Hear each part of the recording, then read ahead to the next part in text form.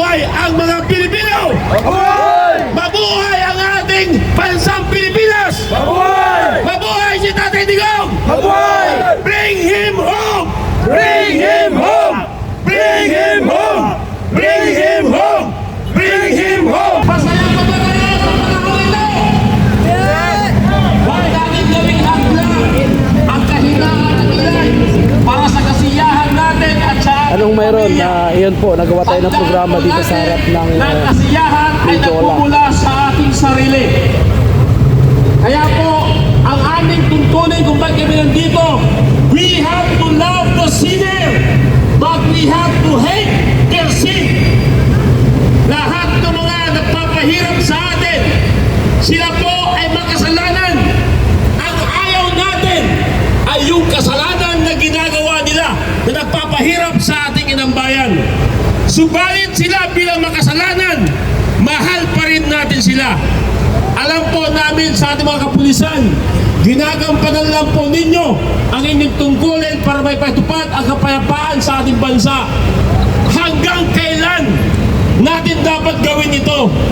Tayo ba, bawat Pilipino, ay kinakailangan na magkaroon ng mga alitan na magiging sanhi ng kaguluhan sa ating bansa?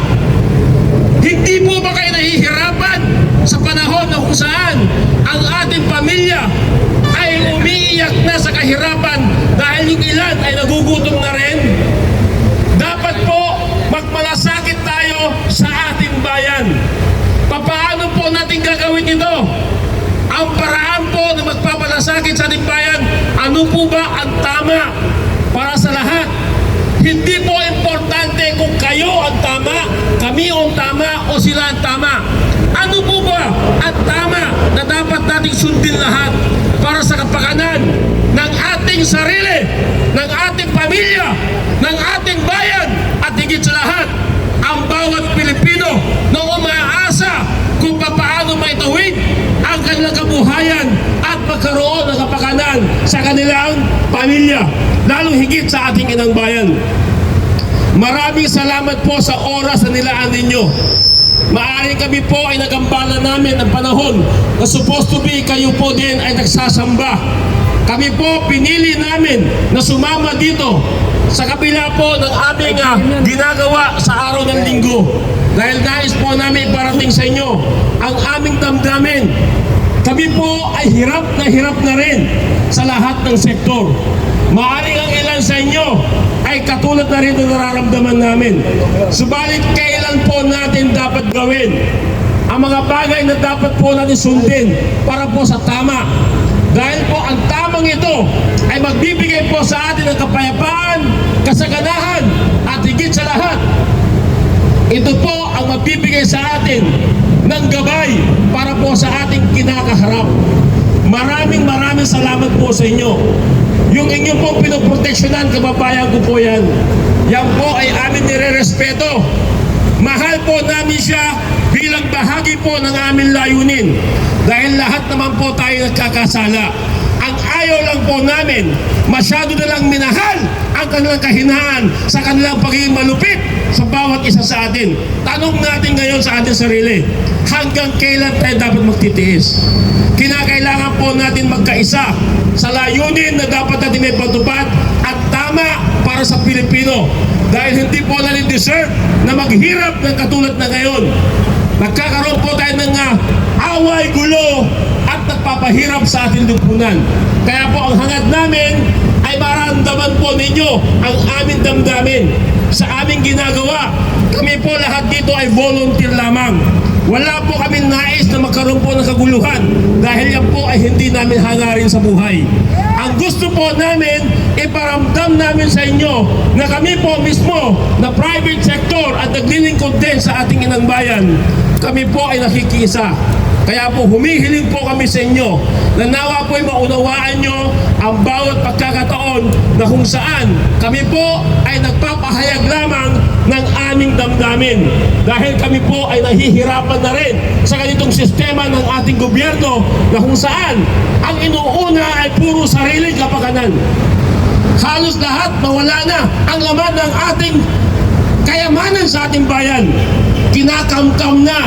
Ang tanong, kailan tayo dapat gumising? Nakabaon na tayo sa utang. Ano po ba ang dapat natin gawin?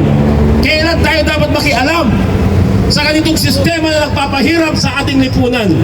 Maraming salamat po sa inyo at ang nais po namin ay maghatid lamang ng aming damdamin. Salamat po sa inyong pakikinig at nawa po ay makarating sa taong ating pinoproteksyonan para po sa ating pagkakaisa.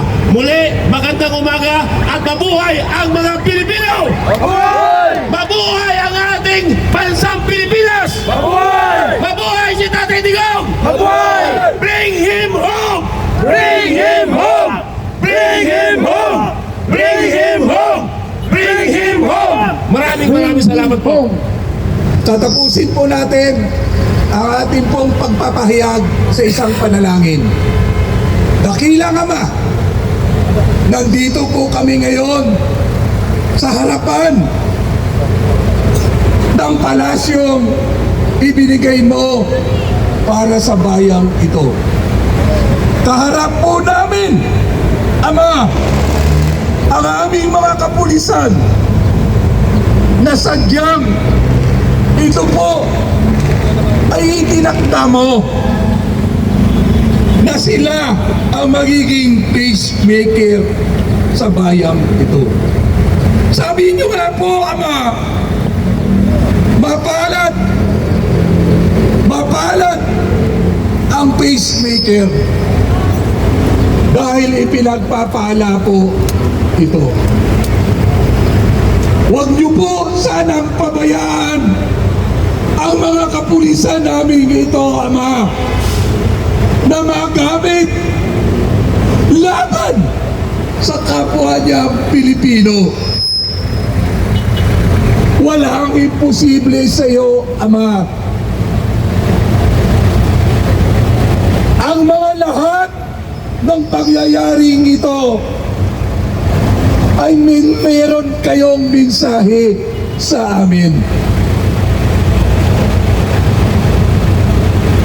Kami ay ipinagpala mo rin dahil binigyan mo kami ng lakas loob para tumayo sa bayang ibinigay mo sa amin. Ama, maghari nawa ang kapayapaan.